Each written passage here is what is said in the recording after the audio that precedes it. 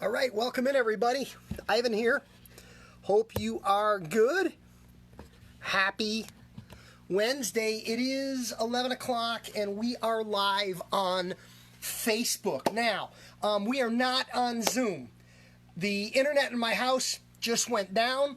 I am on my phone on cellular connection, so we're able to be here, we're able to be live, we are able to broadcast, but no Zoom right now. So if you know somebody who's trying to watch this on Zoom, shoot them a text. If you know somebody who's trying to watch this on Zoom, give them a call. If you know somebody who's trying to watch this on Zoom, they're not watching with us. My laptop is shut down.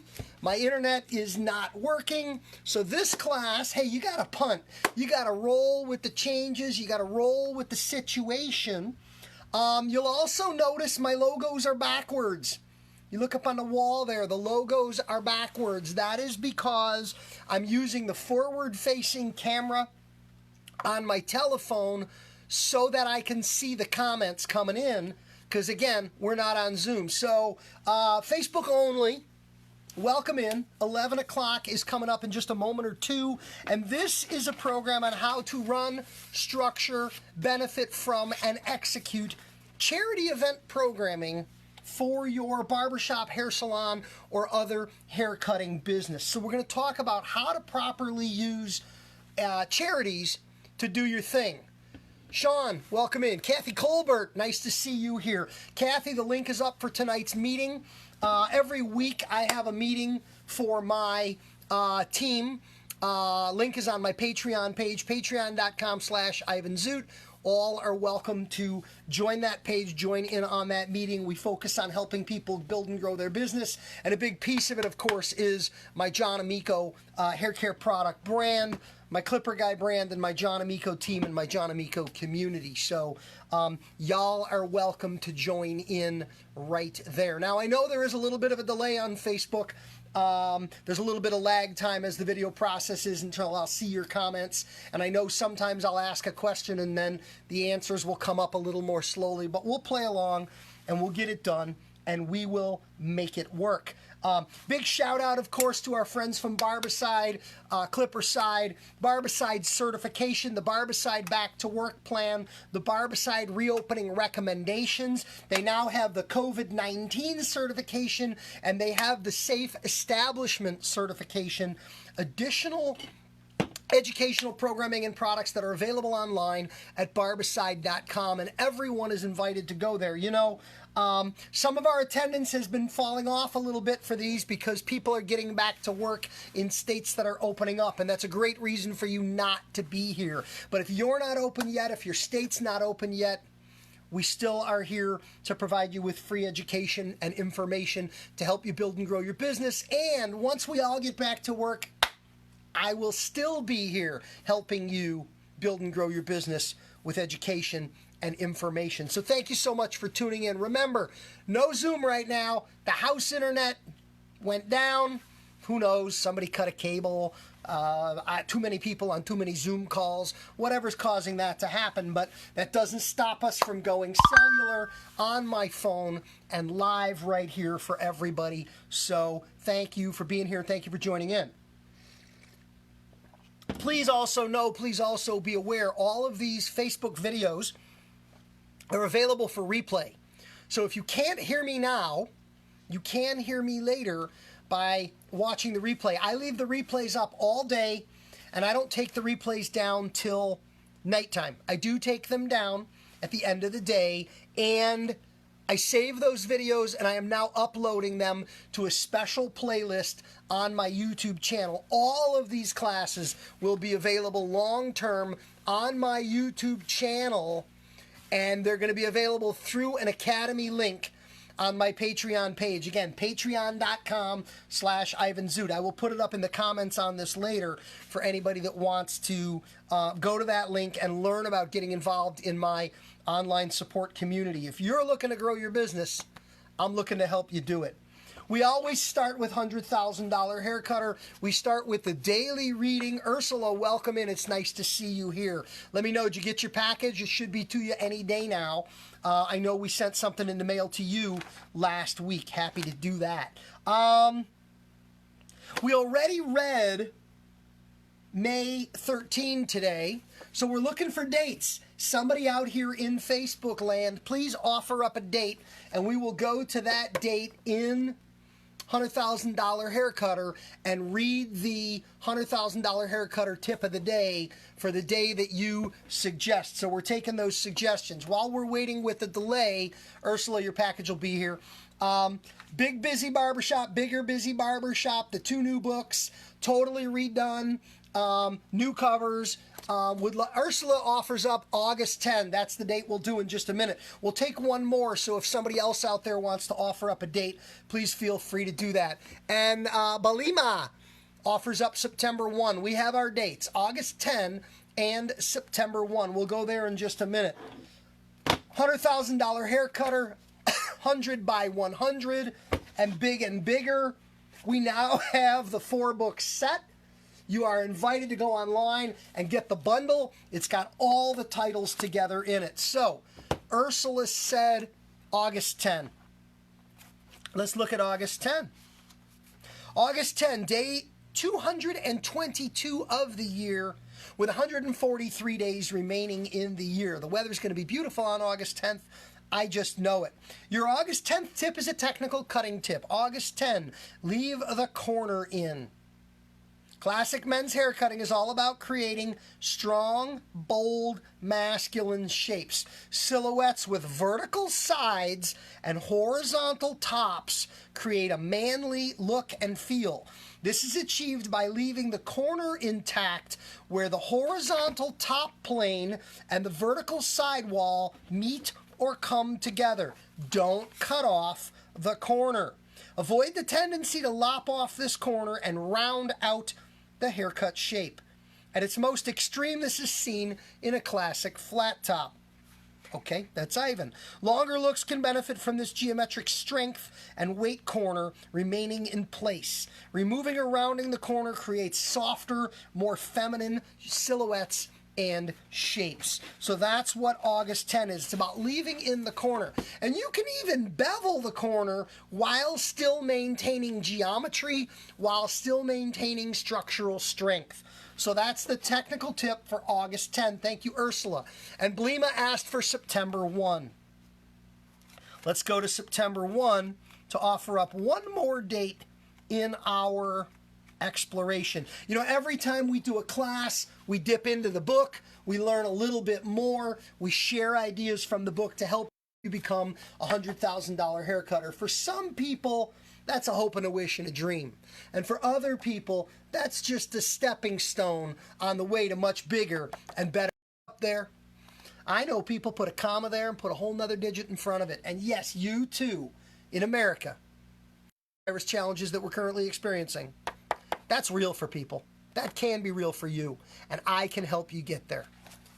September 1, day 244, with 121 days remaining in the year. Sell the WIFM. IIFM. Does anybody know IFM? It's an acronym. WIIFM. Before I explain to you what the WIFM is, does anybody know what a WIFM is? I'm curious to see if any of our listeners out there are aware of what is a WIFM. WIIFM. Anybody? Curious.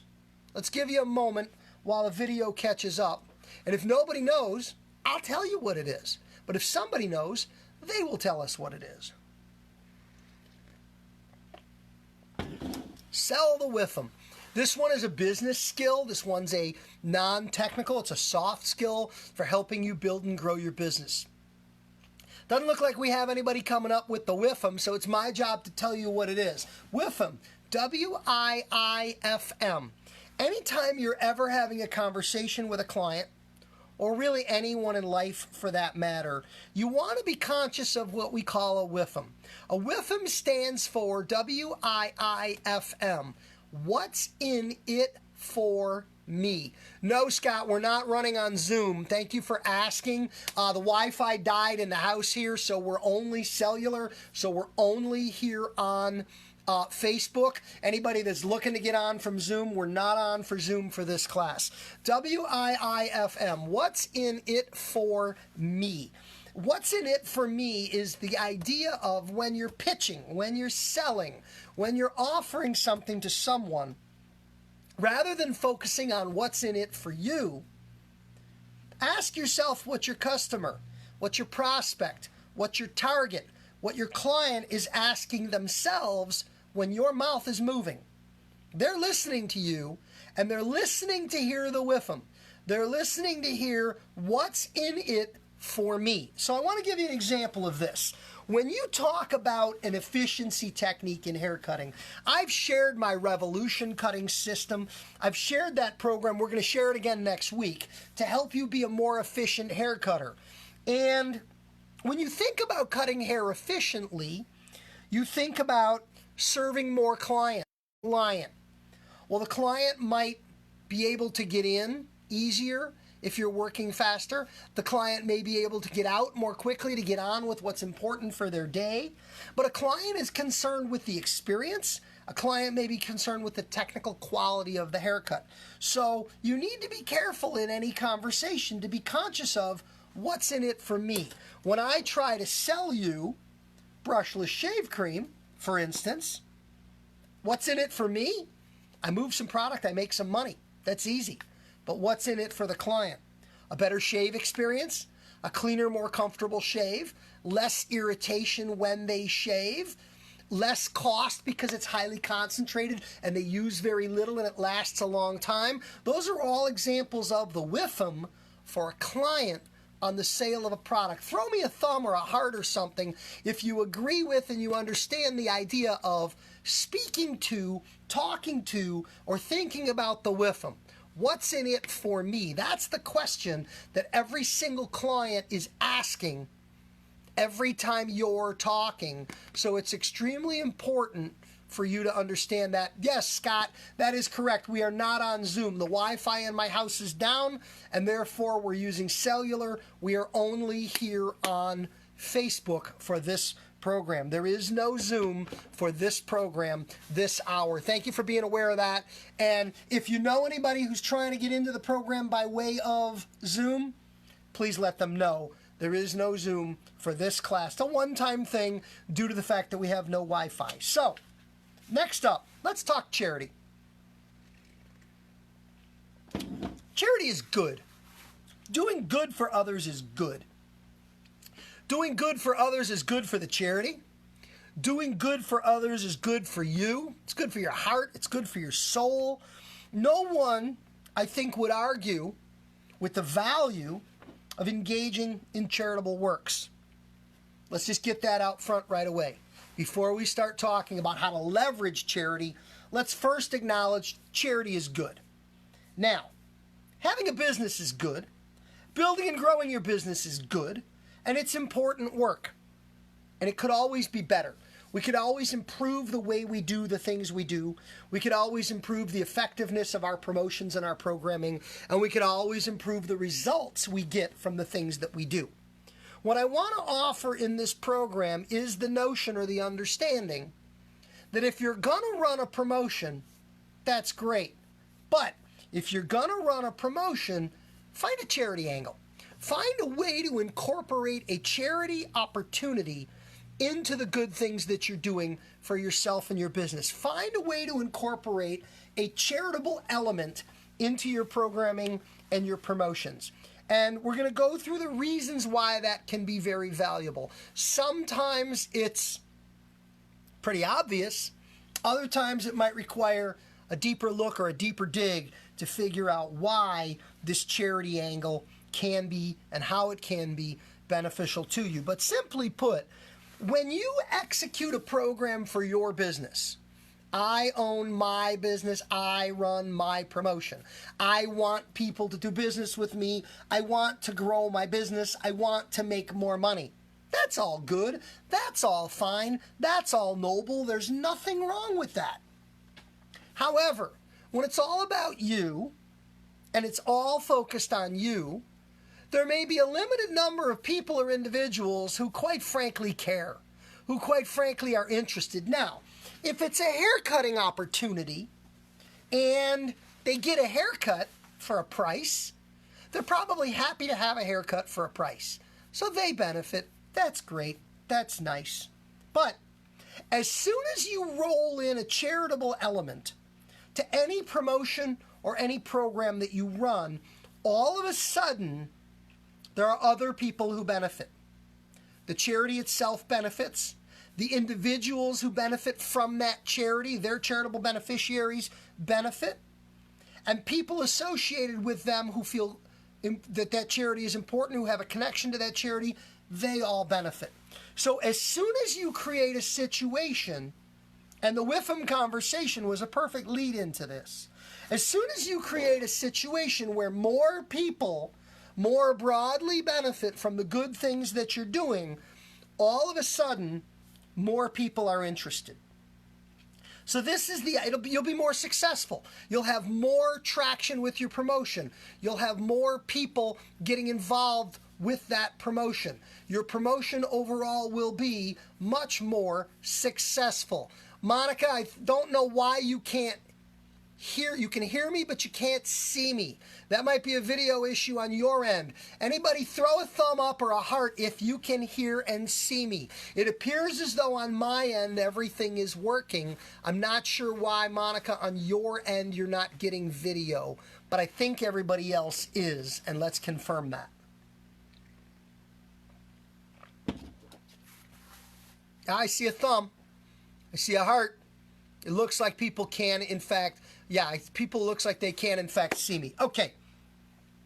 So let's talk about charities with promotions. You're going to run a promotion. You want to be successful. Number one on the list, when you're picking a charity, pick well. Be very careful about your charitable beneficiary, who you pick. And I think it's terrible that I have to say this, but I don't think anyone wants to do charitable work and do good work and get grief for what they do. I think we do good work because of the good reasons to do it. We do good work because it benefits good people in good ways. Nobody wants to do charitable work and get grief over the charity they pick. So here are a couple suggestions. Number one, stay away from religion. Stay away from charities that are tied to religion.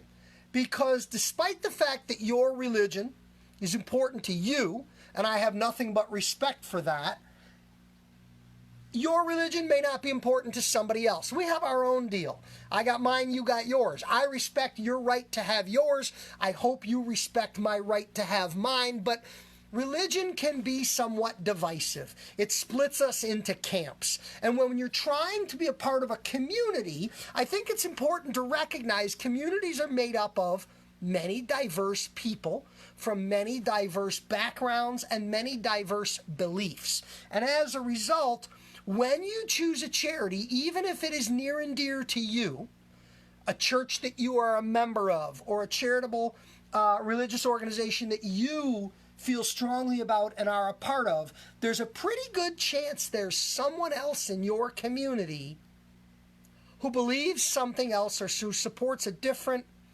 religious endeavor.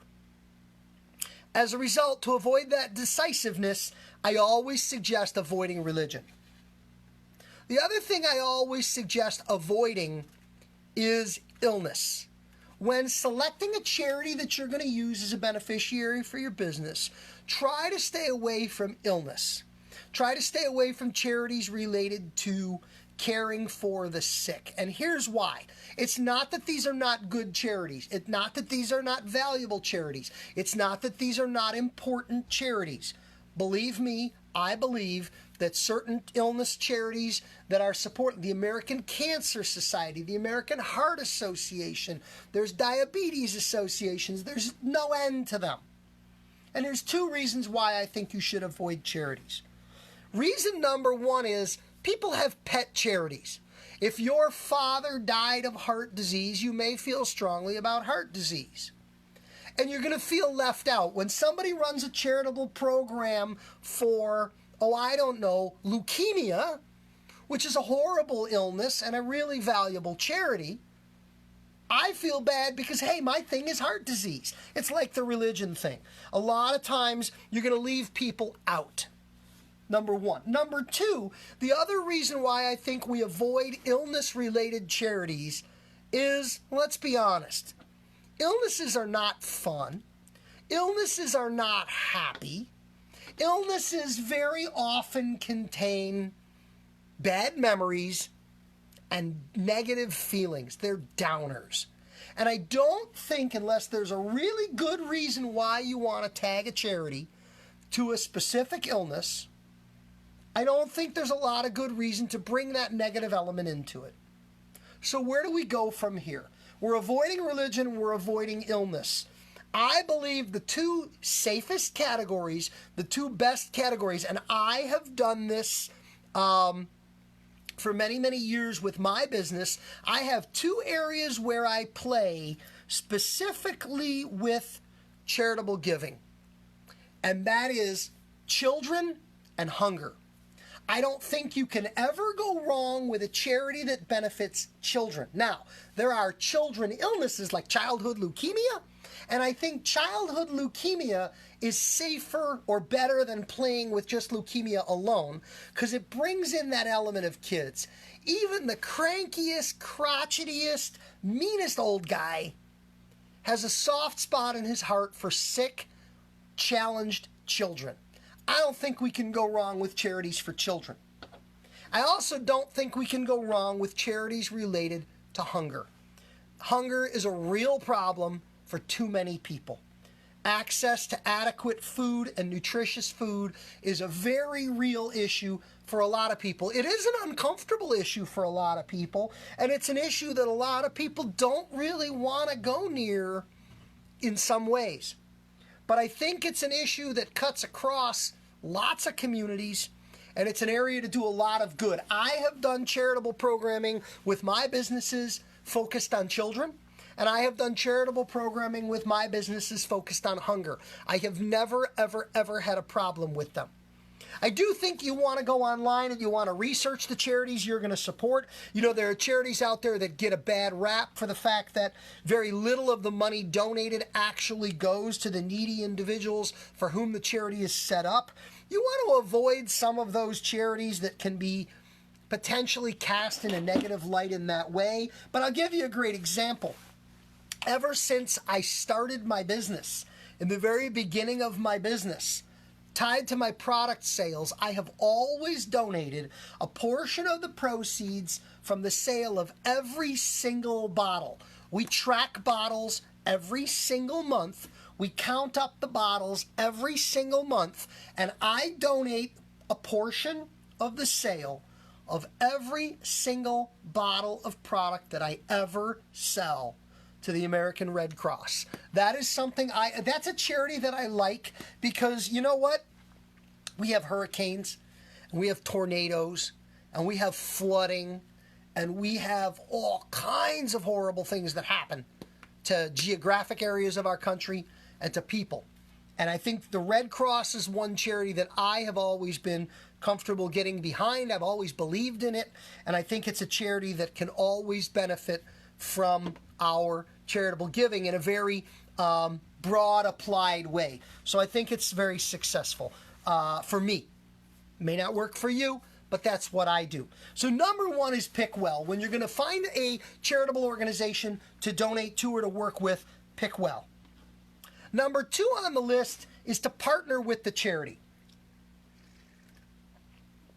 I don't think it's to your advantage to pick a charity. Let's say I'm going to pick, here in Chicago, we have a program, Feed My Starving Children. What a great name for a program. What a horrible thing, starving children. Okay? If you're going to pick that group, don't just pick that group and write them a check. Call them on the telephone. Tell them who they are. Tell them that you want to do something to benefit them. Tell them what you're going to do. And then ask them, how can I best support you? Some charities want your time. They want you to physically show up and do stuff. Okay. Some charities want donations of specific things. Almost all charities will be delighted and excited to have a check. So ask your charity, how can we best subscribe to support you? How can we best help you? And then customize your support of that charity to meet their needs. It's one thing to do good. It's another thing to do what you want to do. But if you really in your heart want to help the charity, find out how you can help the charity in a way that will benefit the charity best. And then partner with them. Get their involvement. And here's an example. You own a hair salon. You're the owner of the hair salon. And you have 3 haircutters working with you in the hair salon. Well, you plus 3 is 4. You now have 4 people involved in helping with your charity. Assuming you can get some clients involved in helping with your charity, maybe you've got a few more people there. If each of you have 400 customers, times 4 of you, that's 1,600 people. If you've got some family and friends, maybe, that's a couple of hundred more. That's not a lot of people engaged in working with your program to be broadly successful. But remember, every charity out there has their own crew, has their own fans and friends and people, and every charity out there also has a long list of people that support their donors, their benefactors that are involved in supporting their charity. So as an example, if you pick your local food bank, your team will get behind supporting the local food bank. Your clients will get behind supporting the local food bank and your promotion, if it's about bringing in new haircut traffic or selling product or whatever your promotion is all about.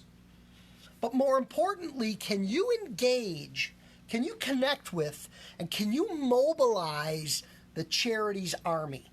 Because if I am involved in the local food bank and I donate time and money to my local food bank, but if I learn that Mike's Barbershop down the street during the month of June is doing a charitable event to benefit the local food bank, am I going to support Mike's Barbershop? Because not only do I need a haircut or are they part of my community, but they're also doing good for my pet charity? Do you see how this can explode your army, your people, your tribe, your group of connected individuals that want to help you expand the success of your promotion? Because while your promotion benefits you, your promotion benefits this charitable organization and thereby benefits the greater community. Now you've got a whole lot of people engaged in your endeavor. Does that make sense? Great. Number 1, pick well. Number 2, partner for power with your charitable beneficiary. Number 3, track and measure. Anytime you ever do anything, you want to manage statistics. You want to manage the numbers. You want to know, did it work? Did it work well? How did it work? How will I measure that? How much were sales up? How much did I see an increase in traffic? You want to gather all of the statistics associated with this charitable activity. How many people participated? How much did it grow my business? How much money did we give away? How does that compare to last year? Because we always want to track, we always want to benchmark, and then we want to hold these numbers up against last time and use these numbers for next time. This will allow us, because if you do a successful charitable promotion, you want to anniversary, you want to repeat that charitable promotion. So number 3 is track and measure. Using a 3-ring binder, using a Word file in your computer. There's many, many ways you can do this, but you want to track and measure the success of any endeavor so that you can ideally replicate it and raise the bar the next time out. Tip number 1, pick your charity well. Tip number 2, partner for power with your charitable partner. Tip number 3, track and measure. Fairly straightforward. And tip number 4, Leverage before and after. I want you to think about your calendar. I want you to think about a promotional calendar, and I want you to think about your charitable activity greater than just the event itself. So let's just play along here. Let's say you're going to run a charitable promotion tied to building business for your business, and you're going to run it in February. You've got the month of February to run your promotion, to pick your charity, to mobilize their army, to track and measure your success for the month of February. But I believe you can also talk this up for the whole month of January beforehand. Hey, in February, we're doing our charitable promotion for the food bank. Hey, in February, we're supporting the food bank. Hey, in February, for every bottle of product that you buy from our shop, we're donating 25 cents and one canned food item to the food bank. Get ready for February. You can talk it up all of January. You can do it in February, and you can talk it up all of March. Hey, last month we donated X number of dollars. Hey, last month we donated X number of pounds. Hey, last month we donated X number of cans. Hey, if you've got time, you can volunteer at the food bank. So what you really have with a February promotion is you have 12 weeks or 90 days of marketing opportunity. You got the before, you got the during, and you got the after. Now, imagine this. You own the hair salon in town, and you run charitable promotions for the town food bank. What if you did that 4 times a year? That's not too much. What if you did that in February? And what if you did that in May? What if you did that in August? And what if you did that in November? 4 times a year. February, May, August, November. Well, you would talk about it the month before, you would do it the month during, and you would talk about it the month after. And then you would start the before process again. So 4 times a year, a charitable giving promotion like this gives you marketing conversations for the entire year. You gain 12 months of leverageable marketing opportunity off of 4 promotions. Now, that's 4 times a year donating for the food bank. Imagine if you also did this 4 times a year for a second charity, maybe a children's related charity. Whatever you pick. Maybe a charity related to, I don't know, roadside highway cleanup. That's something near and dear to me. I love picking up trash along the roadside. I love how it feels to drive along and see all that garbage gone. I love how it's something simple that one person can do to make an impact in their community. It's just an example of volunteering. You don't have to have an organization to do that. You don't have to be told to do it. You don't have to have a sign on the side of the road. You know what you do? You just do it, and it's good. Now, if you take a few charitable activities and do them quarterly like this, you can fill up an entire year's promotional calendar, and you would always be talking about what you did, talking about what you're gonna do, and doing something. And it's not a lot of time, and it's not a lot of effort, and it's not a lot of energy, but it has the ability to have a huge impact on your community, your charitable beneficiaries, and your business. Notice, in this program, and we're talking a little over a half an hour now, we've been talking about charitable beneficiaries tied to promotional programming for your business. But we've talked very little about your business. We've more talked about finding ways to be involved with charities in your community, recognizing that it can be good for you, it can be good for the charity, and bottom line, it can be good for your business. Who's got questions? We're going to run a little short here, which is fine. I want to get on to lunch. I want to get on to some things I'm doing this afternoon. It's a beautiful day in Chicago. I'm actually going out and going to do some roadside garbage pickup today because you know I said I like doing that stuff, and it's important. Q&A. Let's open it up. I know there's a little lag time here, so we'll be a little patient. If you've got some questions, hit me with them. Meantime, I'm going to talk about 1 or 2 more things. By the way, I want to offer a shout out and a big thank you to everyone. We got any comments there? Additional comments? No, there's nobody yet. Okay. I do want to offer a big shout out and thank you. You know, yesterday I did talk about Big Red blending combs. I mentioned that they were back in stock. I mentioned I have more of these available, and a whole bunch of you, thank you very much, jumped online and purchased a Big Red blending comb. All of them that were ordered yesterday, all of you that ordered, they went to the post office last night. So they have been shipped, they're out of here, and they're on their way to you. But if you don't know about Big Red, if clipper over comb scares you, get a bigger comb. If blending scares you or is hard for you, get a better comb. Check it out. 4, 3, 2. It's tapered. It's wedged. It's thinner at the tip than it is at the back. The back is a full 1/2 inch. Now, you come in at an angle, you slide it in, you slide it up, and you blend off your weight lines here.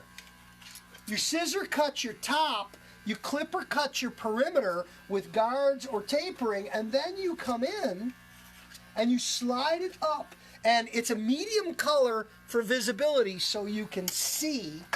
And it's so quick and easy to do beautiful blending on clipper tapered haircuts. Notice I keep it at a bit of an angle and I run parallel to the teeth. If I come in sideways, I'm going to catch or snag. You hear that?